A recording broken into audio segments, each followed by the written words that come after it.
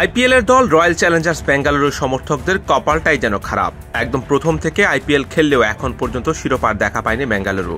দল শিরোপা না জেতায় এখনো আইপিএলের শিরোপাটা জেতা হয়নি ভারতের ক্রিকেটের বড় তারকা বিরাট কোহলির। এবারের আসরেও টানা বেশ কিছু ম্যাচ হেরেছে আরসিবি।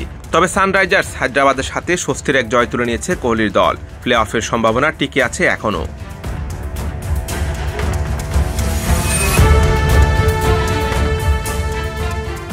টানা 6 হারের পর জয়ের দেখা পাওয়া আরসিবির পয়েন্ট এখন 4, অবস্থান করছে পয়েন্ট টেবিলের একদম তলানিতে। লিগ পর্বে আরও 5টি ম্যাচ বাকি আছে তাদের। প্লে অফে যাওয়ার জন্য বাকি 5 ম্যাচের সবকটিতেই জিততে হবে আরসিবিকে। সেক্ষেত্রে তাদের পয়েন্ট হবে 14।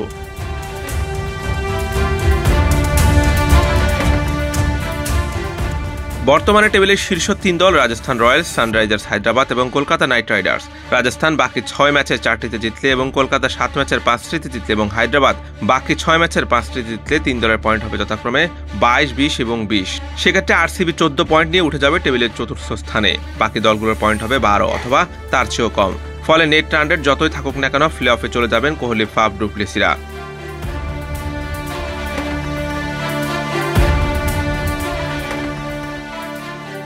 যদি কলকাতা এবং হায়দ্রাবাদ হুট করে ফর্ম হারিয়ে ফেলে এবং 12 পয়েন্ট নিয়ে লিগের খেলা শেষ করে, সেক্ষেত্রে তৃতীয় হয়েও প্লে অফে যেতে পারে আরসিবি। এই জন্য লখনৌ সুপার জায়ান্টকে জিততে হবে বাকি 6 ম্যাচের মধ্যে 5 ম্যাচ। ফলে লখনৌ 20 পয়েন্ট নিয়ে রাজস্থানের সাথে শীর্ষ 2-এ উঠে যাবে। তৃতীয় স্থানে থাকবে 14 পয়েন্ট পাওয়া আরসিবি, আর 12 পয়েন্ট পাবে 6টি দল। ঘটনাটি সম্ভব হবে যদি হায়দ্রাবাদ এবং কলকাতার মধ্যে কোনো এক দল শীর্ষ 2-এ থাকতে পারে তাহলেও।